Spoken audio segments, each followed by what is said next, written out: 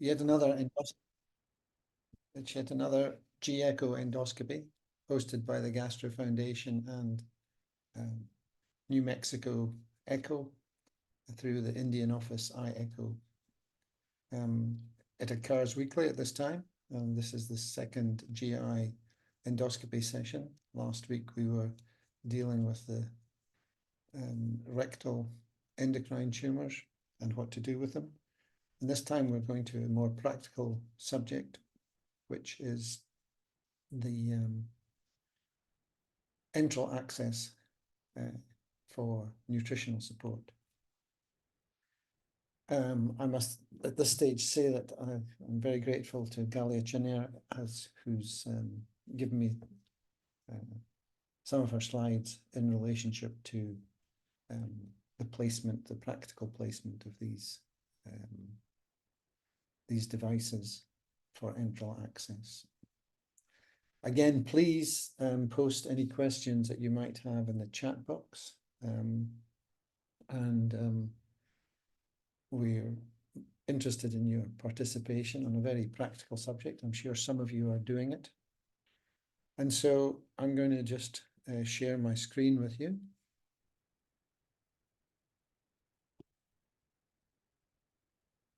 And please just let me know if you can see the screen. It's not in presentation mode yet.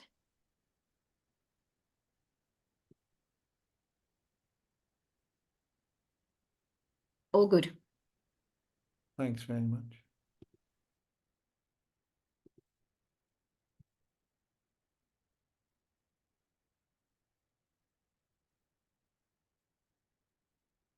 So basically, there's the best way that you can eat is through your mouth, through the normal oral digestive route. But we obviously encounter patients who, for one reason or another, require invasive feeding to be carried out.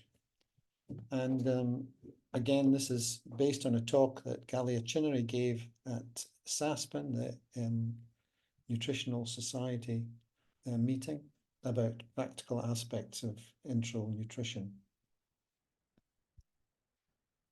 I am not going to cover general and nutritional goals, but they are extremely important, as is nutritional assessment of all your patients. And again, coming from a surgical background, this obviously is a really important aspect of preparing your patient for what may often be complex surgery or even simple surgery. And again, I would just like to say that you really need to involve your dietitians and whoever else is on your nutritional team at your hospital, because they are invaluable at helping you to support the practical aspects of delivery of the nutrition. And so it's very important that you sort out the general and nutritional goals for your patients as you go along. I will come back to these items as I progress through the access. We're basically going to talk about the routes, the methods, the pitfalls, managing some of the complications, and perhaps some alternate strategies. And again, these link back to the general goals as to whether you're instituting best supportive care for the management of some of these patients who may have not very long to live because of advanced cancers. So you can see here that there are a variety of different routes that are used, and the nasogastric route, I won't speak too much about that, but it is a valuable route for nutritional support in a variety of settings. And again, we used to talk about the gastric ileus, and that's probably somewhat of a misnomer. And nasogastric tubes can be a very effective method of feeding patients. Just one thing I'd like to say about nasogastric tubes is that you should use feeding tubes that are 10 French or less. You shouldn't use a nasogastric tube as a conduit for enteral nutrition, even short-term enteral nutrition, because it occupies too much space in the nasopharynx. Esophagostomy, again, that's very much a surgical tool. Some individuals have practiced it, and some individuals may practice it for ENT surgery, but we're not going to dwell on that. It's not really a mainstream access, and we are going to focus on the other three methods, which is gastrostomy, nasojejunal tube, and jejunostomies.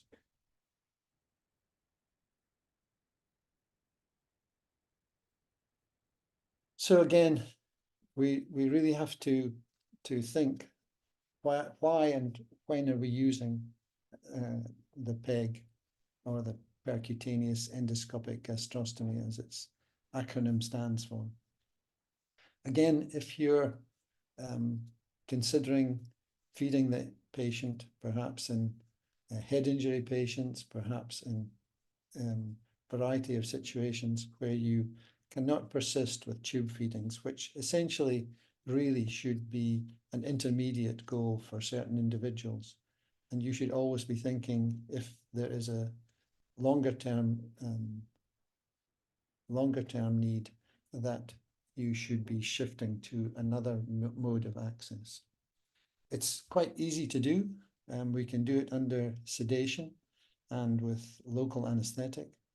It requires minimal instrumentation.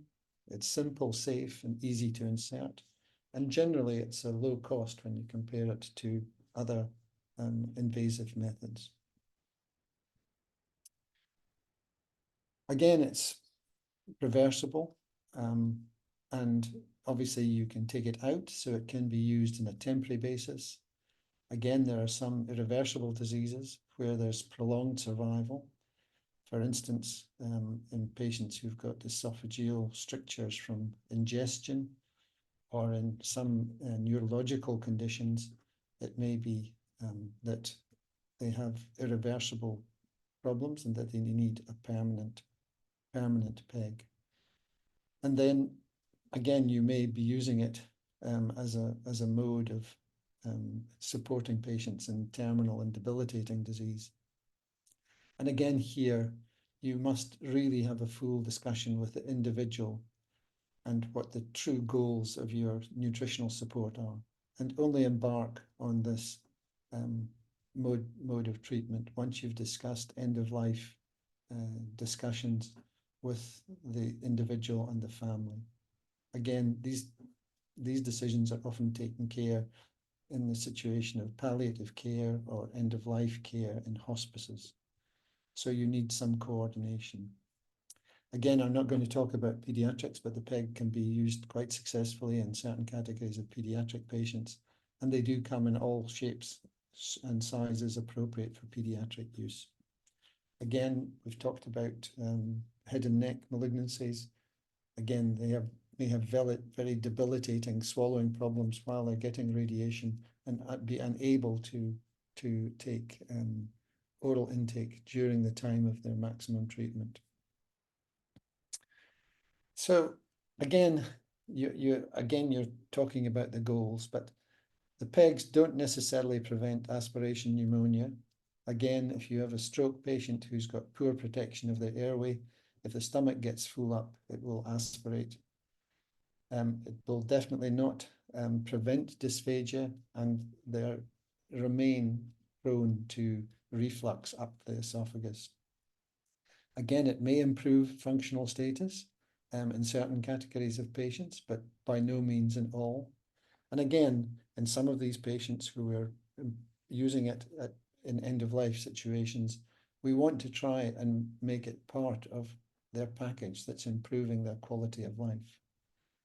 Again, preventing malnutrition is really solving the problem. If they have a surgical problem or a surgical resective problem, then eventually we will prevent the malnutrition. But we are supporting their nutrition during their surgical journey. Again, obviously, good nutrition may maintain skin integrity, but by no means is it going to prevent bed sores.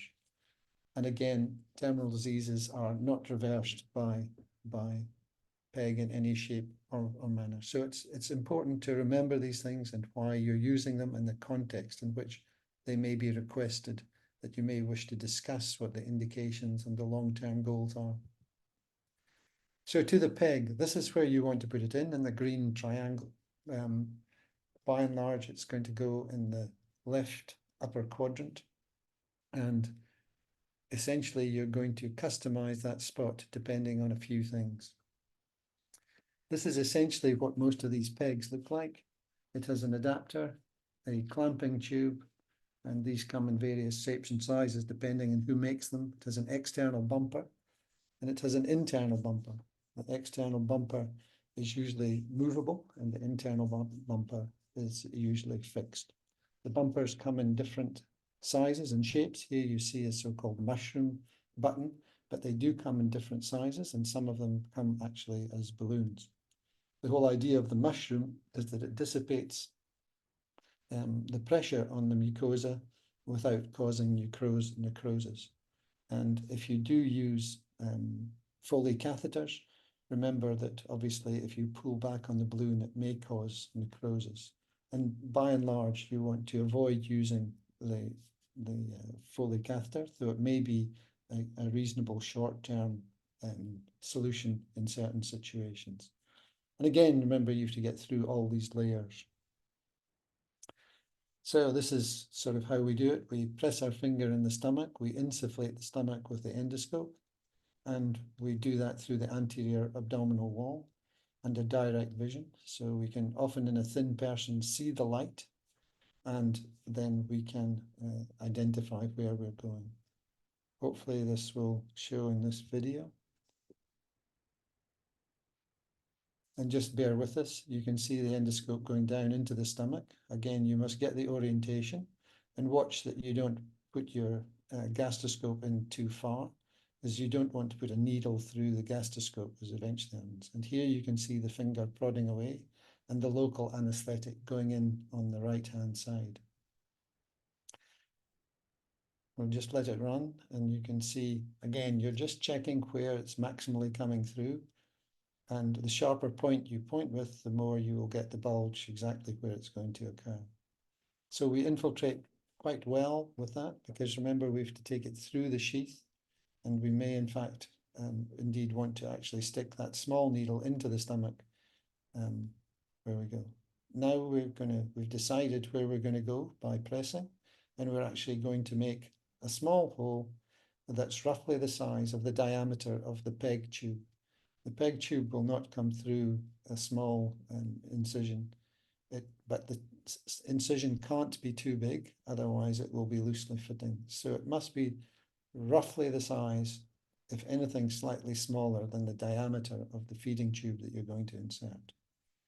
Here you see a needle with as a sheath, and we're going to pop that in and you'll see what happens with that. Again, we're checking our position as to where it is. Again, you can just see it at the left-hand corner on the endoscopy picture. And here you can see the snare has come out from the endoscope, because we're going to snare the lesion as we go in.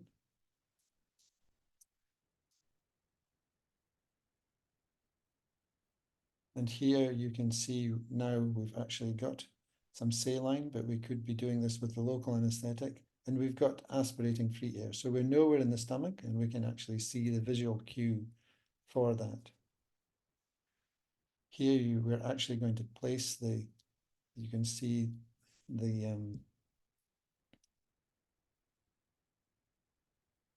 running now, and you can see that the snare has been deployed in the stomach. We've opened the snare, and we're pushing the needle and the cannula through the snare. You'll see what happens in a minute. Again, you want to make sure you don't damage the opposite side, and it may be a little bit bouncy, so you want to jab it in. Here you can see the snare has been deployed over the sheath, and eventually you will see we will move it down as we introduce the pulling wire. The pulling wire is here.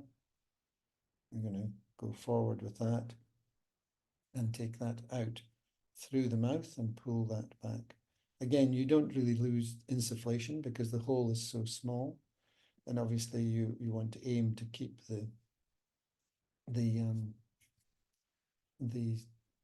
prevent any contamination of the peritoneal cavity. Here you can see we're just coming up with the snare through the esophagus, and feeding the wire, feeding the sort of string, the double looped string, and that's how we're going to attach it. And here you can see exactly what we're going to. There you'll see.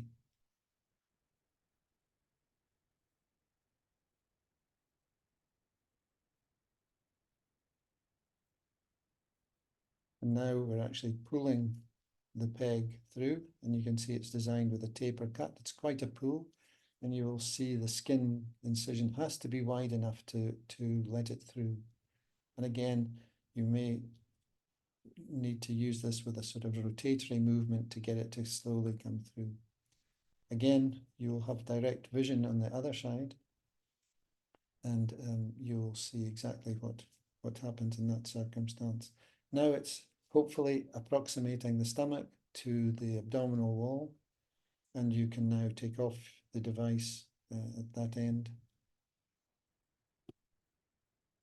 And now we're going to actually fit the device. Here's the device that's going to be the outside retainer. Again, some people would like to stitch this in the first instance, but by and large, it's very safe to leave it like this. Again, in the setting that you're in, you have to decide whether the patient might pull it out and use the stitch as a self-retainer, but by and large, you want to get rid of it as soon as possible. Again, these never take off the taper until you've assembled it. And again, here you see the connectors, and there are a variety of connectors which will allow you to connect the feeding nutrients through that.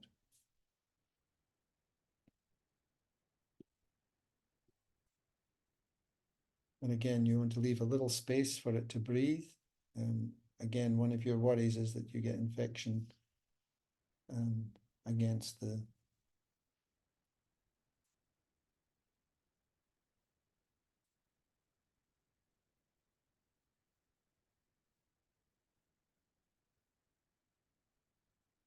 and that's at the top picture. You can actually see how it is retained outside when we're passing it down through the oropharynx.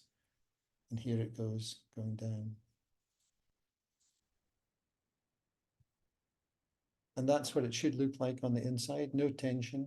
And you can see a typical mushroom there, beautifully situated on the curve of the stomach. And that's how you want to get it there. There are problems with it. Again, if you're using balloon versions, they can rupture, they can displace. The tubes do deteriorate with use, particularly if they've been in for a long time. And one of the problems at institutions may be it comes out and it's not replaced, and the actual natural tract will retract, and you may not be able to get a replacement tube inside. So it's quite urgent that if the tube is displaced, that you try and sort it out within the first 48 hours. Again, the tubes can migrate in and out. And again, these are often to do with how the tube is managed. So you should be running some nutritional support, especially for individuals who are having these managed outside the hospital. Skin excoriation is a problem. And again, you want to avoid infection. And sometimes the movement of the tube causes granulation tissue, which may be troublesome, but can be dealt with by silver nitrate. The real problem is if this affection starts right at the beginning, and usually that's because there's no space between the retaining external mushroom and because the tube has been pulled too tight, and it's actually causing necrosis between the two mushrooms. So you want to just get that tight enough, but not too tight. And again, to monitor the process. Serious infection might mean that you need to remove it. Ideally, you want to let it settle so that there is the stomach sticks to the anterior wall so that there's no risk of peritoneal contamination. So again, you would manage this initially by antimicrobials, but then you really do want to see whether you need to remove the tube if it's been in for long enough to create, not to worry about the stomach becoming detached. There are a variety of different tubes. They come in different sizes. Generally speaking, nutritionally speaking, the larger the tube, the more you can use non-preparatory nutritional support fluids like liquidized diet, which may be useful in institutions and where it's being managed in care homes. However, the bigger it is, the more likely you are to get leakage around it eventually, and it may be difficult to manage. So again, if it's a short-term goals, a narrower feeding tube managed in the hospital may be very efficient at serving the nutritional goals. And then there is a device called a Mickey, which is really a self-retaining device that means you can actually keep the gastrostomy open, but you don't have an external tube, and you will use that to feed the individual at feeding time in bolus feeding. I won't go into the various modes of feeding, but by and large, the narrower the tube, the more you have to use some form of continuous or near continuous delivery, whereas the bigger the tubes may allow you to bolus feed. Again, bolus feeding may come with risks, and again, you should have specific dietary advice and advice sheets as to how these patients should be managed in terms of reducing the risk of aspiration. So nasojejunal feeding tubes, I used to be a very big protagonist of using these tubes, and especially in the setting of severe pancreatitis. But again, I think the setting for these is individualized, and you must always ask yourself whether a nasogastric tube may be more appropriate for short-term feeding, because if there's no, so to speak, gastric ileus, then feeding may be appropriate. But obviously, when there's duodenal obstruction, for whatever cause, nasojejunal tube may be one way of getting someone fit enough to undergo surgery or other interventions, which may lead to restitution of their ability to feed themselves. Again, it's a minimally invasive method. Again, we do it under sedation. Instrumentation is generally just as we would use for a PEG, but you need to have fluoroscopy, and again, that's very important because you do have to use wire placement to place these. Again, it's generally safe and it's easy to insert. There are quite a few tips of the trade, and again, this is generally speaking a narrow tube. So the narrower the tube, the more likely it is to block, particularly if it's not managed well, and particularly if they aren't having continuous feeding. So management of the tube is as much a nutritional goal as is actually what goes down the tube. And here you can see a big ulcer, if that, which may be causing a functional obstruction eventually, but you can see a variety of, you want to sort of try and get that to heal, and the patient may have essentially a functional problem. And again, here you can see much more than a functional problem is stale bile going right down, and you can see that there is already a tube in there, but obviously the problem is it's not going to work because there is actually a cancer in the vicinity, and that nasty looking gastric ulcer turned out to be malignant. Again, you're trying to optimize the patient to see what the oncological treatments might be.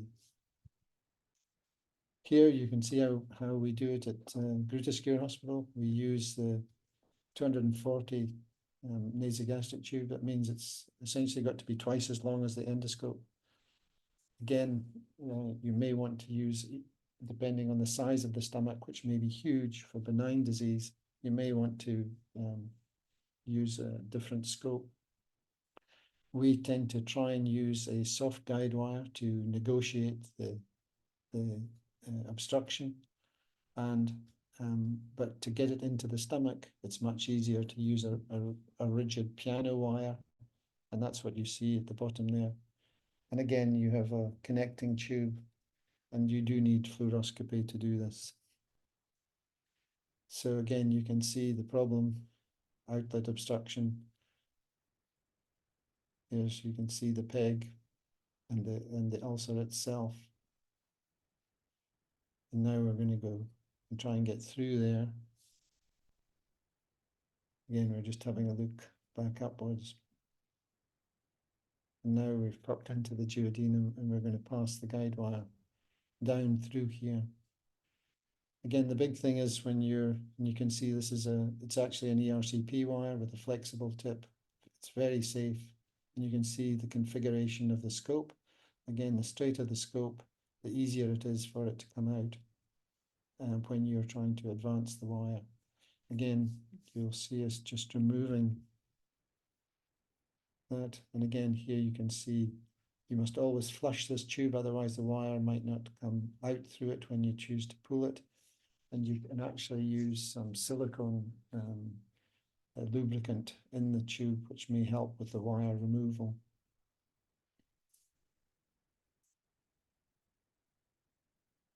Here you can see the fluoroscopy picture.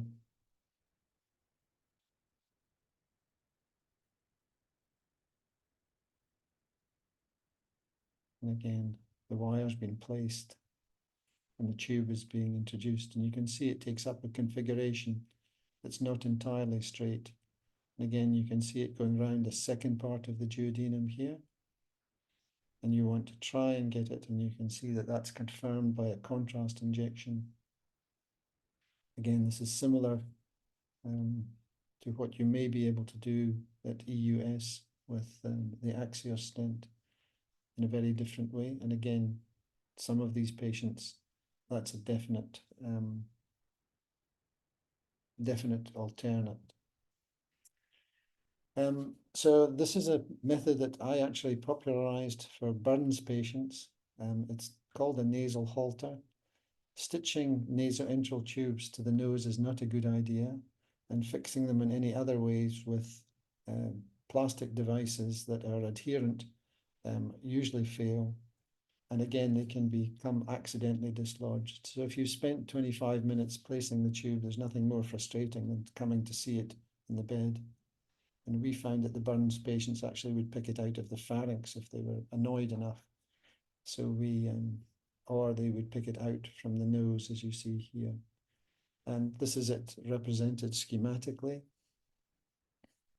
And this is what it looks like in real life. Here you see the nasal tube, and here is the halter. And then you stick these two together. And that really is a very effective, though not very, shall we say, glamorous way of securing the tube. But remember, here you're trying to maintain nutritional support over a period of time without interventions. Again, if you stitch it or do these other things to it, that's what will happen. And if you leave a classical nasogastric tube in, you will also get very severe problems. Again, you also run the risk of sinusitis if the space is not big enough, and you may consider actually changing the nostril from time to time, depending on the duration of the feeding. So those are the complications that you can get with nasojejunal feeding. And again, here you can see the connection to the tube. Is my NG tube feeding in the right place? So it's really important that you check these out with a X-ray, because they can get in the wrong place. Again, here are your anatomical landmarks: the trachea, the aortic knuckle. Again, you can see stomach highlighted here. And again, you want to look for these tubes. They are radiopaque, but they can be quite subtle to see. And generally, please don't use tubes that are not radiopaque. Otherwise, you have to use contrast in them to see them. Again, here you can see that the tube is actually in the stomach.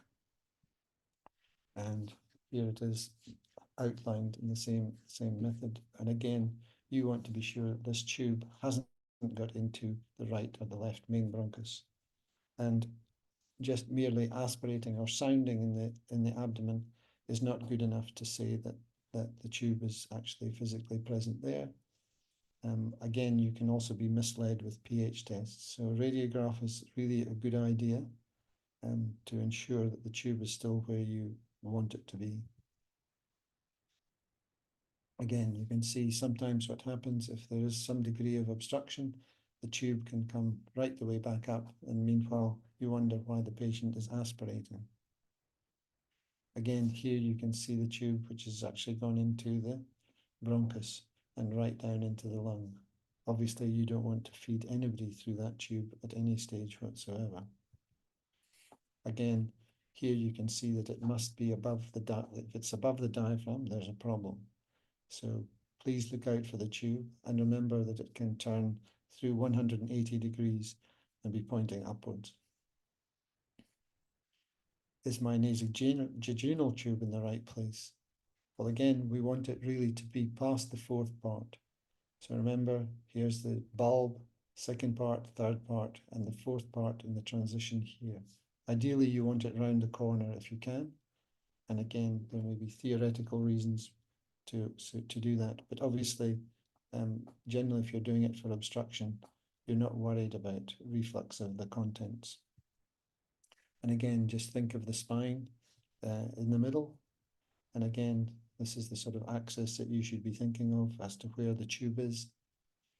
And again, here it's a bit tricky to see, but it looks like it's right the way through. And again, if you have any doubts as to whether it's coiled in the stomach, you can introduce a little bit of contrast and see exactly where it lies. And again, that's actually where the tube physically is in this patient. And you want it to be in the distal duodenum, or ideally almost in the upper jejunum. So definitely in the fourth part of the duodenum. Here's just some data to sort of from Gallia's practice, and you can see just how once you start to feed patients for any length of time, how the costs escalate with the different modalities. And you can see here there's TPN, there is both public and private, and of course there are different cost models for both of those. But once you get past this phase of about 7 to 8 days, the costs escalate, and they escalate more for invasive nutritional support with TPN than they do for other forms of enteral nutrition. So enteral nutrition after a week is definitely cheaper. And of course, we really like to use the gut much more, as it's the natural route for providing nutrients in a variety of senses, and probably reduces the risk of sepsis in ICU for patients who require nutritional support. There are a few endoscopic techniques that we need to be aware of. And again, you can use the PEG tube, and there are tubes that are designed as PEG tubes, which can be used for nasojejunal feeding. Again, here you can use the endoscope and fluoroscopy once you've placed the PEG to place the distal feeding tube through the gastroscope, through the gastrostomy, and into the distal jejunum. Again, if you have access to the stomach, this may be a very effective route to use, and it also allows you to aspirate the stomach at the same time as you're feeding distally, which may be an issue. So some people use these for benign gastric outlet obstructions, where you want to decompress the stomach and also feed distally. You can always do it laparoscopically, and again, there are a variety of different techniques to do that. You hitch the jejunum up and actually place the tube through the needle, and then you can secure the jejunum to the anterior abdominal wall. Again, these tubes, like the nasojejunal tube, are usually 10 French or slightly less. And again, the whole essence of these tubes is about maintaining their patency. And the most common reason that they get blocked is that the feed gets switched off and it congeals in the tube. So be very wary of that. And nutritional management and nutritional advice to the nurses who are using them is extremely important. And again, if they have to switch the feeding device, the feeding pump off, they must flush this tube with water so that it maintains its patency while they're reconstituting the feeding and the feed pump. Again, you can do it at open surgery. And again, we used to do this in some of the major surgeries. It used to be vogue in some patients with severe pancreatitis.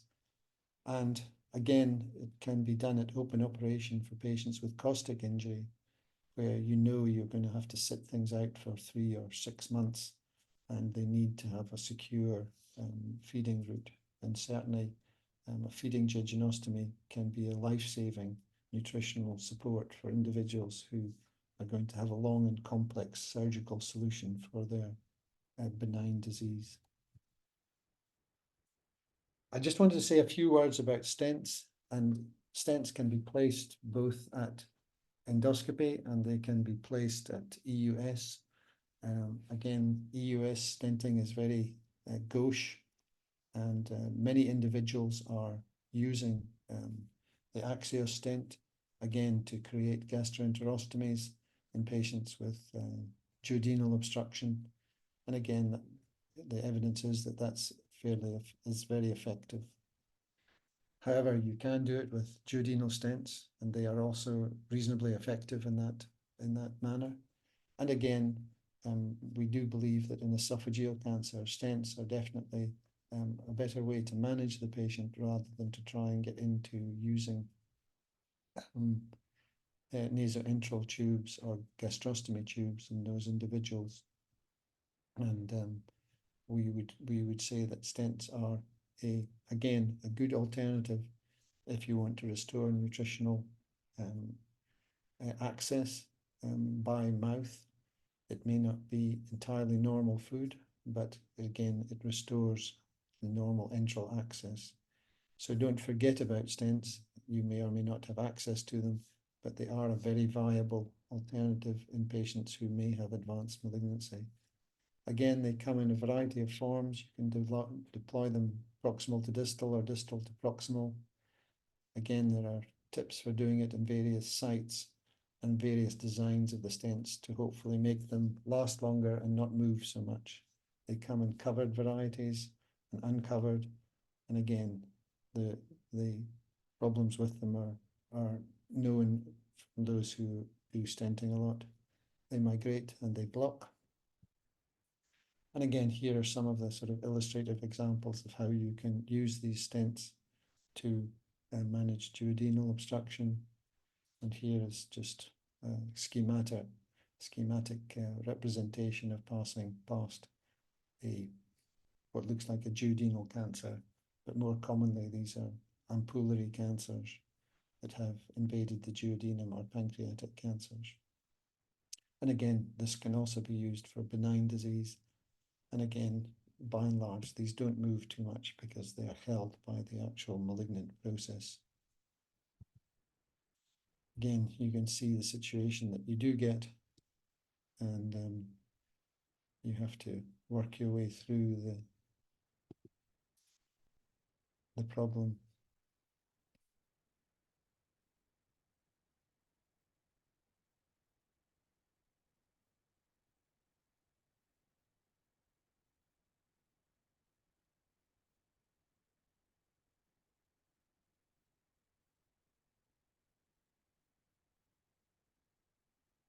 And again, here you can see some aspects of passing the contrast through the study so that you can ascertain the level.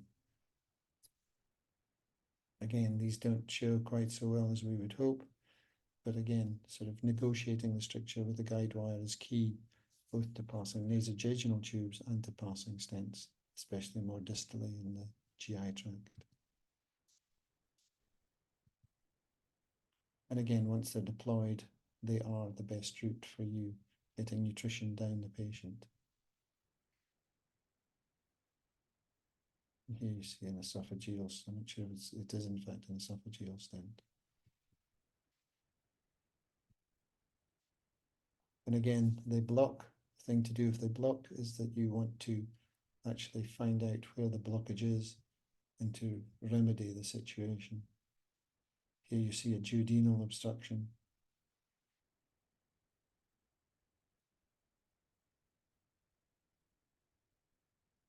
And again, the principles are the same.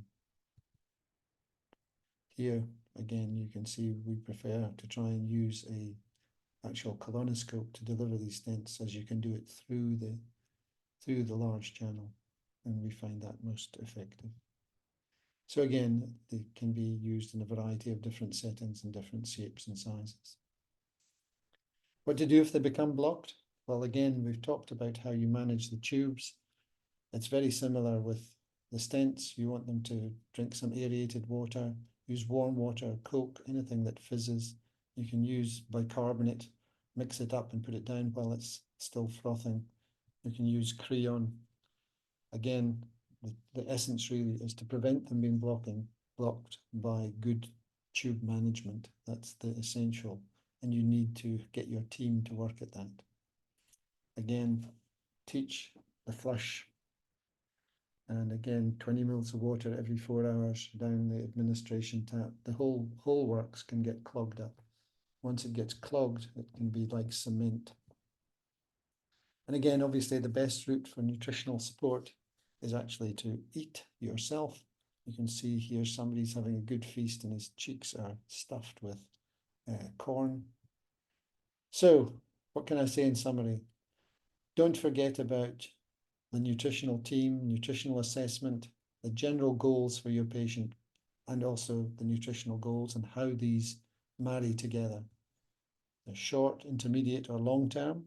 Again, what is the best, safest, cost-effective access that you can use? Nasogastric tube may be effective in a variety of settings. Jejunal, especially if there's duodenal obstruction, and the PEG and the jejunostomy are actually the lifesavers that can get your patient through some very difficult circumstances or be the long-term solution to their problem. And remember, don't forget about stenting, as it may very well be the best alternate to restore some degree of normality in patients who may be heading towards the end of life without having to give them further interventions and manage their enteral access through a tube. So I think we've covered most of the aspects of enteral access, some general nutritional goals, and I hope you've got some valuable take-home messages. I'm happy to take any questions or queries, and I will end my show now.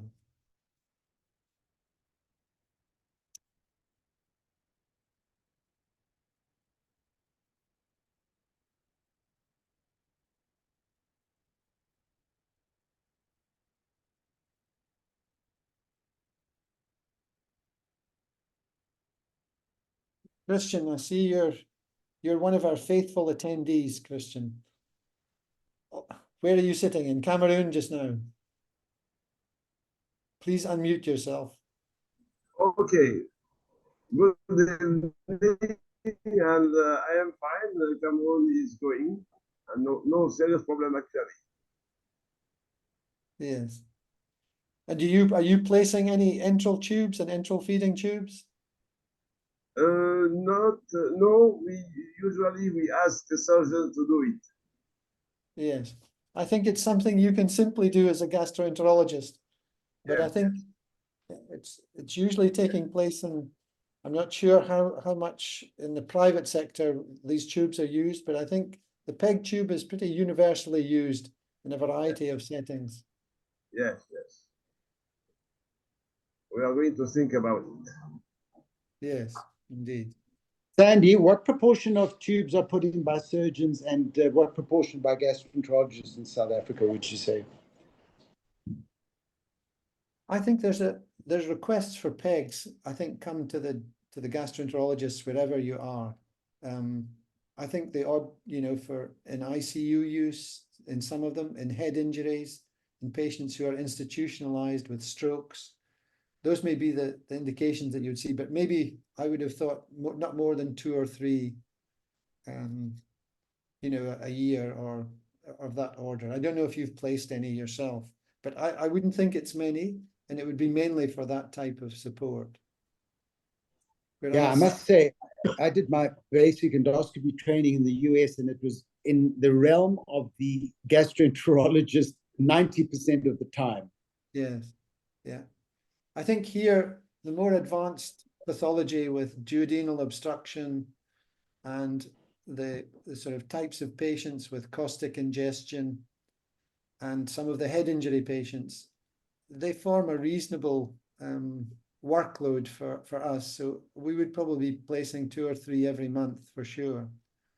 And again, they do cause problems with blockage. They need to be managed.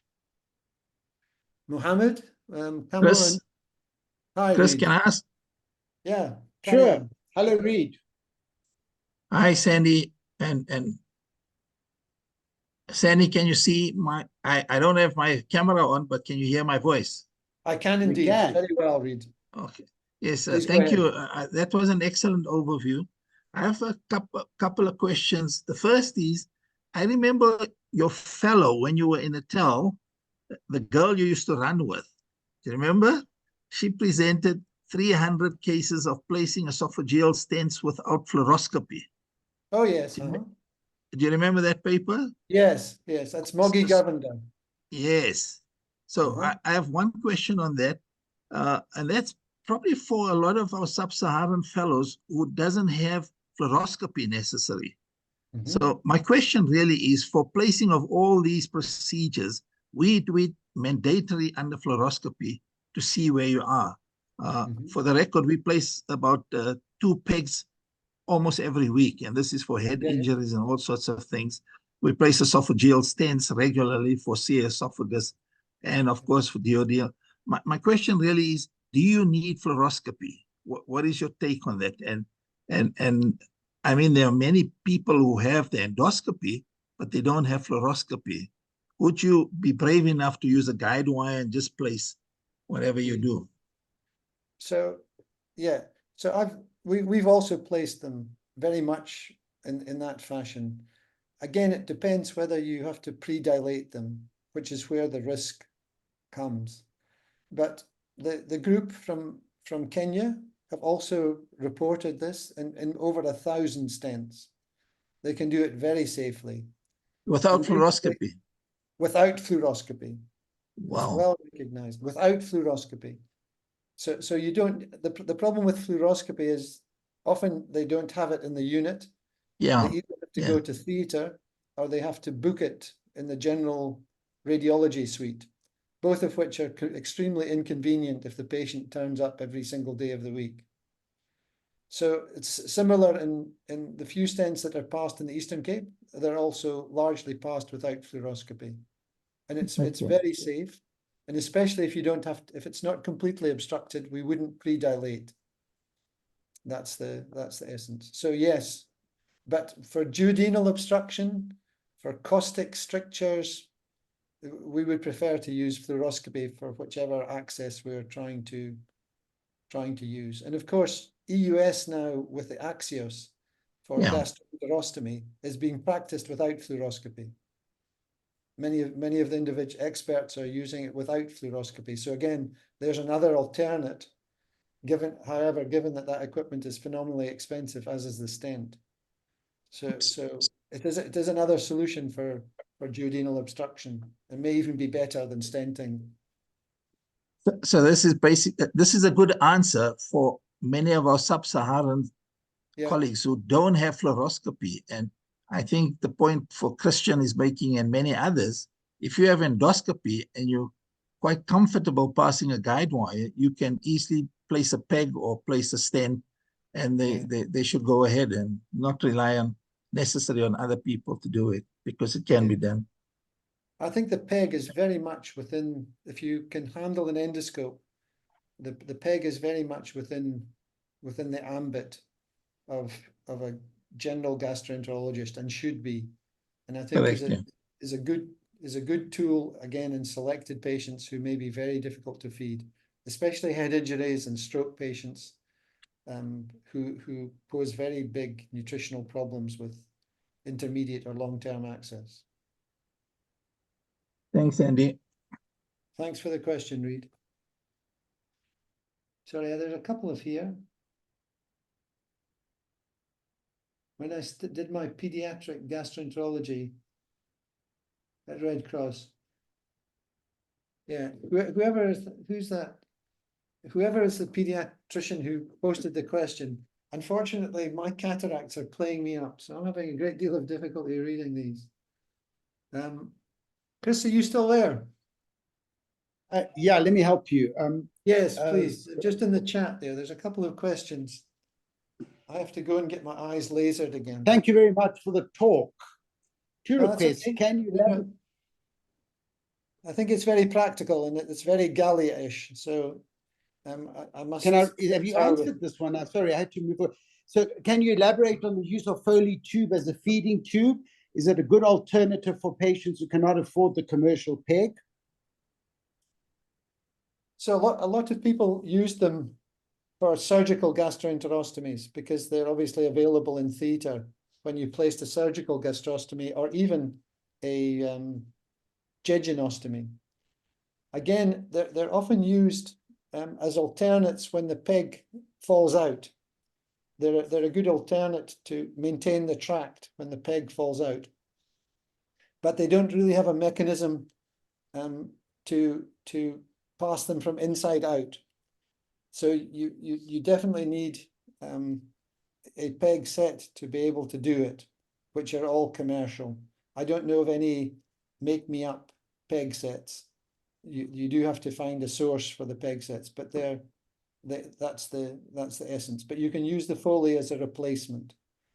And generally, I think the bumper is best not to be it's best not to use an inflatable bumper.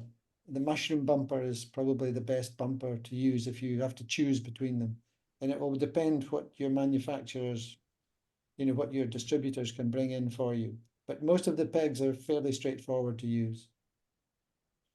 There's a second part to the question. So in a patient who has with a stroke who has the nasogastric tube, how long would you keep the nasogastric tube in before considering a PEG? Again, obviously you want to assess the patient as to what their long-term outlook is and whether you think they're going to survive and require, institutional care of some sort. But I think by and large, you don't want to leave a nasogastric tube in for more than a week at the very most. Otherwise, they're going to get esophagitis and complications from that. So I would have a low index to put a PEG tube in. Again, you can, if it turns out to be that they start eating again, you can always remove it. And you can remove it at a month or 3 months, and the tract will just shrivel up and there won't be any consequences. So I would have a low index to put it in and I wouldn't wait more than a week. Chris, Chris, can I just add quickly to Sandy's comments, if you don't mind? Of course. Sorry. So the first question really, and Sandy pointed it out, and maybe it wasn't watched carefully. When you place a PEG, there's a mechanism with a guide wire and catching it with a snare. So you can't place a Foley that way because the PEG has got that wiring at the bottom that you pull up through the mouth and then attach it and then you pull the tube down. I think for people watching, and that's what Sandy's saying. So once there is a tract, then you could put a Foley through the cavity through the stomach wall, but you cannot place a Foley in the beginning because it doesn't have the wire attached. Sorry, I'm just elaborating on what Sandy showed us. And the second point is we at Para only uses a nasogastric tube for less than 7 days, as you point out. If patients are quickly, they go on to having a PEG. So anybody who has you shouldn't keep a nasogastric tube for longer than 7 days. Thanks for reiterating that. Yeah, the old plastic nasogastric tube is fastly becoming a thing of the past. It's really only used in obstruction now, you know, when patients come in with small bowel obstruction. There's fewer and fewer uses for it in elective settings, and again, only as a stopgap. Right. I think we have quite a good audience here. I'm not sure if anybody else has any questions or want to raise a hand from the more junior people. And if there's no further questions, gone. Let me take the share away. Have I taken the share away?